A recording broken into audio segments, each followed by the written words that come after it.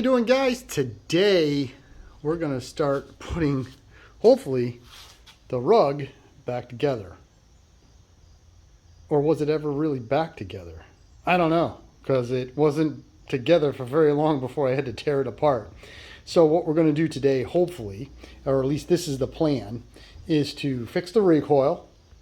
We're going to get the gas tank and carburetor assembly off the engine, separate the carburetor from the gas tank.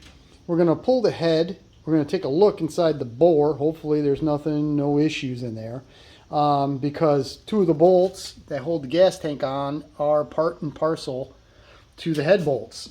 So we can pull those. Hopefully we can just pull those off, and I got another head gasket for it, and we could just be like, good, everything seems to be fairly clean and okay in there. And I think we're going to change the oil in it too, which is going to become a total pain in the neck because the drain is right there. I'll have to raise the deck all the way up and make some sort of funnel thing to get around this bolt. I don't know. We'll deal with that later. One thing I've learned about the Rugg carpet cut, it is not user-friendly. This thing was designed and built by, I'm sure, a very intelligent engineer, but kind of dumb when it came to being just like user-friendly. I mean, it's almost nearly impossible to get the air cleaner off because the bolt is so long. It hits this. I can't get the blower cover off without taking the hood off, okay, to get that out of the way. You can't really drain the oil out of it easily because there's like the actual deck mounting bolt right, I mean, like what? I think there's a piece of paper that could fit between the bolt and the drain plug. So that's not the smartest thing in the world. What else? I don't know. There's like a whole bunch of things. It's just a really bad, it's a cool design and a bad design all in one. But let's go to the Briggs & Stratton design. So basically I have the recoil torn apart, the bolt, the spring, and the cover of the recoils is all part of the blower cover itself. So that's in there. I went out to the shed and grabbed this old 5-horse Briggs recoil. I stole the rope out of it because it's a little bit heavier duty than the one I was using. So I figured I'd use that. Plus, I had like this I had this real generic looking recoil pull on it, and I was like, you know, if I can find something better. So on this one, it's actually this is a later model, you know, handle, but it has the Briggs & Stratton name on it. So what I'm going to do right now is I'm going to drag the rope through it, wind it up. I even made I had to make notes so that way I can do it correctly. And, you know, wind the rope inside the pull, get the pull inside hooked up to the spring, and then I'll lightly just kind of twirl it so that way we can get some tension on it. And then we can put the handle, tie the knot, put through the handle. I'll hit it with my torch just to melt a few things. And we should be in pretty, then we got to just bend these tabs down very carefully to hold the whole assembly in place. And then we can theoretically put the blower cover back on, but I'll keep it off until we get the carburetor off. All right? Whew. All right, let's get to work. Well, it almost looks as if we're back to square one, but it's not as bad as it looks. The recoil is fixed. I went ahead and pulled the carburetor and the gas tank off. One thing I did do was spill some gas on the deck, so of course it got a big, huge like haze mark, so I wet sanded and buffed that just to make myself feel better. Everything looks real good. You know, there doesn't appear to be anything hardcore wrong. Looking at the deck, the piston, and the valves, everything looks fine to me. There was some oil dripping like right here, so this all needs to be cleaned up. The valves look good. But for the most part, we had just a little bit of gasket material stuck here, so I just took a razor blade and very carefully just, you know, took it off. If I rotate the engine so we can see the bore actually looks really good. It's got about 2 hours of run time on it. As far as I could tell, it doesn't look any different than it did. There's a line right here that you can see You can't feel it with your nail. It's just a little mark, I guess you would call it, going up and down the bore. You can see the hone. There's no real scuff marks. There's a little bit of a scuff mark right there, but I believe that was there when I did the hone because I didn't really want to go crazy on this thing. So, you know, overall, I don't see anything terribly bad. If I rotate the piston back into position here and kind of go like this, there's no rocking. Everything seems fine. There's just, you know, it looks good. I mean, so right now, the big thing is I just got to wait for the new gas tank to come in. Once I do that, I just got to give it a quick coat of paint. I am going to have to remove the carburetor. This thing was leaking fuel really bad out the back. So I got 2 new gaskets coming. So I'll make sure that I seal that up real good. But other than that, I'm not going to touch anything on the carburetor. It ran fine just the way it is. So I'm going to leave that all in place. All right. Oh, and the head, I just wiped it down with a paper towel. It's fine. So with that, oh, and one other thing, let's just take a look at the spark plug. Spark plug looks fine to me. A little crusty, probably too much fuel. But overall, I don't see any issue with that. All right, well, with that being said, we'll come back once we get that gas tank. Well, the tank showed up, and it's a thing of beauty. Oh my God, I'm so happy. This thing is obviously NOS, dead mint, not one crash. There's nothing is missed. It's just 100% perfect. And when you look inside, let's see if we can get this. I'm going to see if I can get a good shot of the inside of this thing. It's as clean, if not cleaner, than the. Where's my flashlight? There it is. You can just see the inside is just as clean, if not cleaner, than the outside. Let me get that flashlight in there somehow. There we go. Just look at it. It's perfect. So what I'm going to do now is I am going to set this up to get primed. I'm just going to, as you can see, I made a pencil mark where the gasket's going to go. I'll tape this off. I'll tape off the neck. I'm going to go ahead and etch prime this, as well as I'm going to paint it white, just like I did the air filter. And then I got to wait for the gaskets that I ordered for the carburetor. And once I get those, because I ordered 2, I can swap the carburetor over onto this tank. We can get this tank mounted back on the motor. All right. It's Monday. I think the gaskets aren't supposed to be here until like Thursday or Friday. So, all right. We'll see you once those things show up. Well, it's Saturday, and the gaskets just showed up. I ended up ordering another 2 gaskets on Wednesday because the original set of gaskets that I ordered, they didn't ship them. It was like they were shipped, but I didn't have a tracking number, or it was just ridiculous. And I was getting like, you know, I'm getting close to an engine show, and I want to get this over to the engine show, you know, next weekend. And I'm like, my God, what a disaster. So I ended up ordering another 2 gaskets from a different seller and got it within 2 days. I ordered it Wednesday.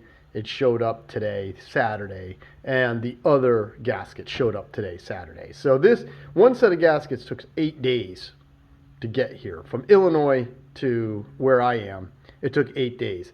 This right there came from North Carolina and got here in 2 days.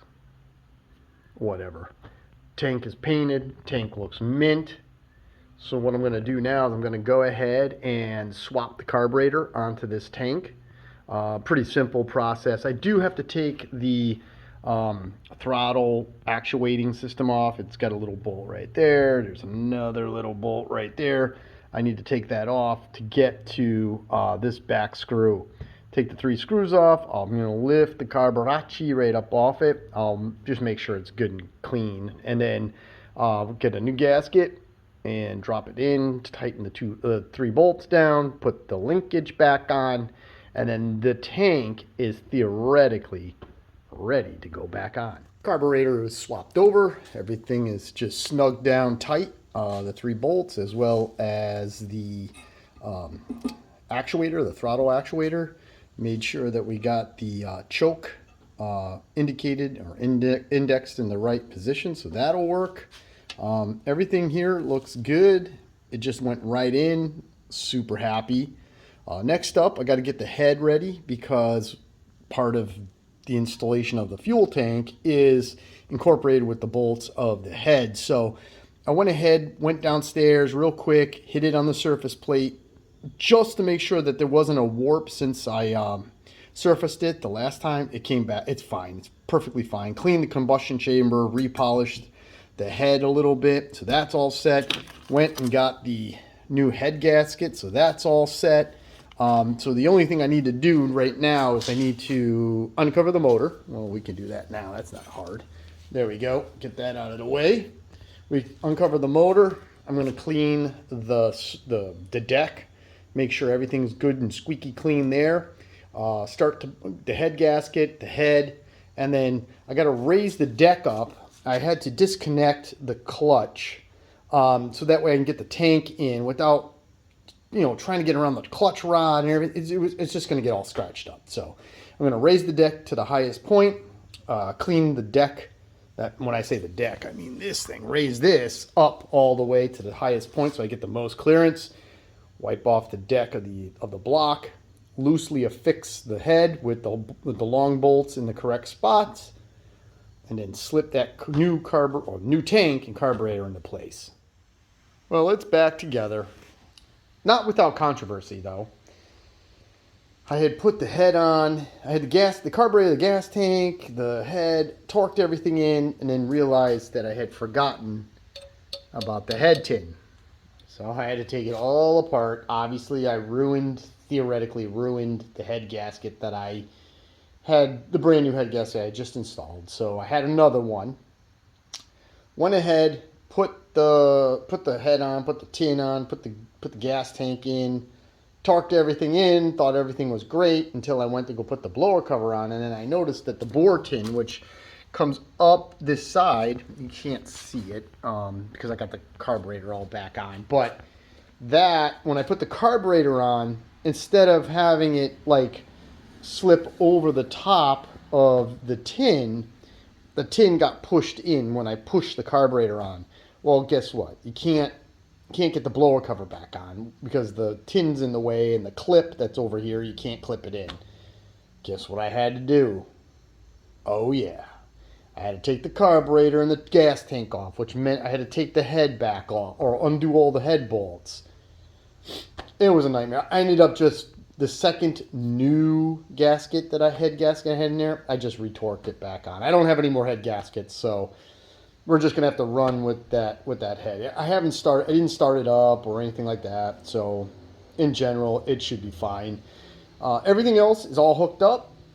The bolt on the back of the tank is tightened down. All the head bolts are torqued to 140 inch-pounds in the schematic pattern that it says in the book. Throttle's hooked back up, kill wires hooked up, air cleaners in place and tightened down, the throttle's back on, everything lines up real good. The recoil's in place and engages fine.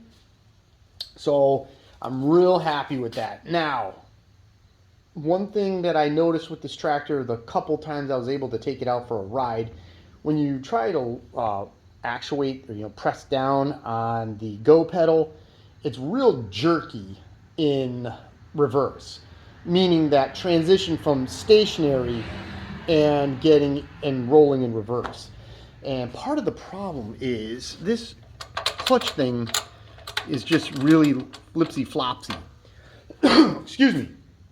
So what I've already done, and I'll show you over here on the workbench, is I made a very thin bronze shim like a thrust bearing. I made one to fit, and it tightens this whole little actuator up, and it appears to move real nice and smooth. So let me show you what I did with the actuator arm out of the way. You can see the wear where it just, you know, natural use just kept rubbing right on the engine plate and caused a little bit of a groove. So I was thinking about how am I going to fix that, and what I did was I had a bunch of these 5/8. This is like 065 or no, 65, right? 0.65 thickness, bronze, you know, washer, 5/8 diameter. And I said to myself, well, maybe I can sand one of these things down to fill in, you know, fill in the gap. And that's exactly what I did. I ended up taking one of these and sanding it down to one of those. This is like 18 thousandths thick. Between 15 and 18 thousandths. I think it was like 16, 17. But you can see, super thin. Goes right underneath the actuator arm, and then this, you know, this sits on the engine plate. Actuator arm goes on. This is the key that I made in one of my other videos. It works with this. And I went to the hardware store. Where is it? Right here. And I bought a little bit longer bolt and a new nylon locking style nut. And why I did that is so I can go ahead and tighten this bolt down to set the preload or the pinch load on this arm, the pulley, and this is actually the brake. So I can get it so it moves nice and smooth, it doesn't bang around, and I know once I get it set, the nylon in the nut will keep it in place so it doesn't loosen up. A lot of work, I guess, for something stupid, but I think it's just going to be a nice addition to the tractor from the perspective is that it'll just work, or at least in theory. So let me get this thing all put together, lubricated, and let's see if it works.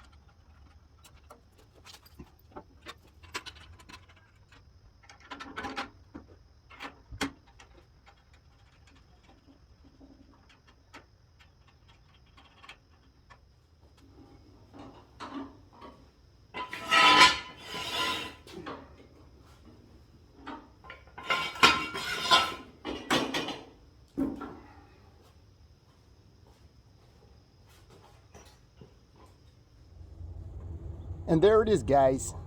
It's all done. It still needs a little bit of dialing in here and there, but overall, runs real good. Seems to drive real nice. I'm going to go ahead and start it up. It's a cold start, so I'm hoping I'm hoping everything goes well with this. But let me go ahead and get it started. We'll take it out for a quick ride. And then once we're done with that, I'll kind of go over my final impressions of the tractor as well as some of the stupid design flaws that they threw into this thing. So let's see if she's willing to fire up for us.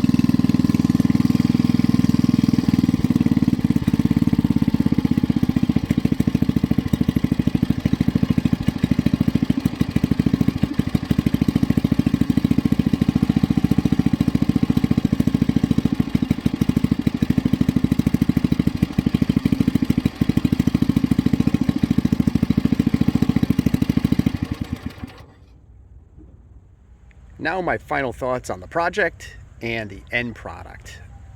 I really like this little rider. It had a host of challenges, had a bunch of little areas that I haven't worked on in years and or I just hadn't worked on at all. Compared to my bread and butter RJs, wheel horse RJs, the project itself was about the same in complexity. I will say one thing, it is much, much harder to find parts for this tractor than it is for an RJ. I would even be so bold to say even an RJ35. It's easier to find parts for RJ35s than it is for this thing. Thus the reason I kept all of the transmission parts, all of the extra differential parts that I had for this tractor, as well as there was a couple extra parts for the drive system. I kept all those parts before I sold the remnants of the orange Rugg, just on the pretense I couldn't find any parts for this tractor. So downside to rebuilding one of these tractors is, I keep saying tractor, I really should say mower, riding mower, is parts availability is like pretty tough, and that includes the motor. Not so much the actual parts for the motor, pistons, rods, rings, things to that nature, but trying to find one of these motors in general, that's finding one in general and a good core. So that right there is kind of a bummer on trying to save one of these little riding mowers, unless you want to turn it into a go-kart or a race tractor. You know, then there's probably plenty of them out there, but trying to get it back to basically stock like I have it, it's pretty difficult. Now, some of the stupid designs that are on this mower. Number one, the whole clutch system is stupid. It's the opposite of any other tractor that I know of, which is you put it in gear and then depress the, oh, you gotta be kidding me. Maybe they're coming for me. We'll see. The federales might be on their way to snag a real criminal here. No, it's an ambulance. All right. Anyways, one of the things that's really dumb is the whole clutch system.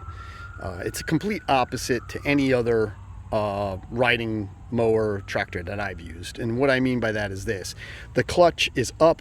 You put it in gear, you depress the clutch pedal, which tightens up the belt and causes it to go forward. So you have to hold the foot pedal down in order for it to continue to go. That's number one. Number two, you might have seen me kind of playing with the shifter to get it in gear.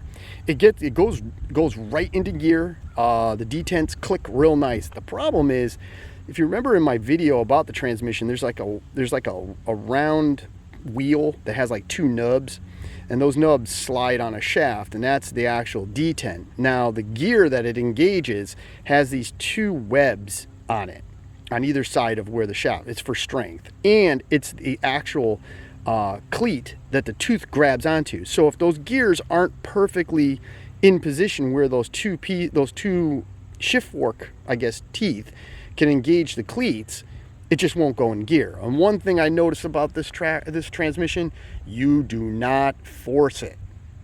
Give it a little push. If it doesn't go in gear, hit the clutch. That'll spin the shafts. Try to get it back into gear. You know, try to get it to slide into gear. And once the gear and the teeth line up, bloop, it smooth as butter right into gear. So that's one thing. So you got to be real careful with that. Don't force it. Is the number one thing that I've learned.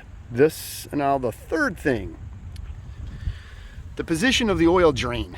Now I've scoured the internet for other pictures of these tractors, or these, riding mowers, and they're all exactly the same. The oil dumps right on that bolt. And there's really no way around it, because the bolt or the screw part of it that sticks up is welded to that tang. So it's not like you could drop the bolt out and kind of use that hole.